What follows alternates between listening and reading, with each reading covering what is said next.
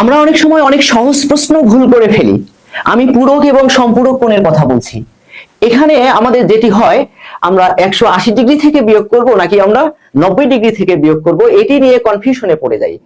এখানে রয়েছে 70 ডিগ্রি কোণের সম্পূরক কোণ কোনটি।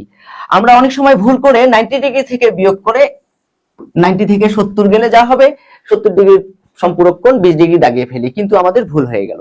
এটি জানবার জন্য চলুন আমরা একটা সহজ টেকনিক অ্যাপ্লাই করতে পারি।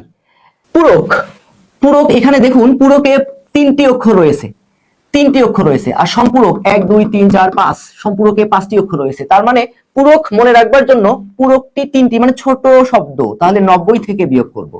আর সম্পূরক 5 অক্ষরের শব্দ, তার মানে এটি কি করব, 180 ডিগ্রি থেকে বিয়োগ করব।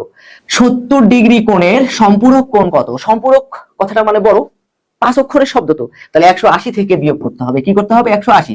তাহলে সম্পূরক 180 ডিগ্রি থেকে 70 ডিগ্রি বিয়োগ করলে যা হয় সেটি হবে 110 ডিগ্রি। তাহলে C is the right answer. এখন এই প্রশ্নের উত্তরটি কমেন্টে আপনারা জানিয়ে দিন, কে কে ভুল করলেন আর কে কে শুদ্ধ করলেন।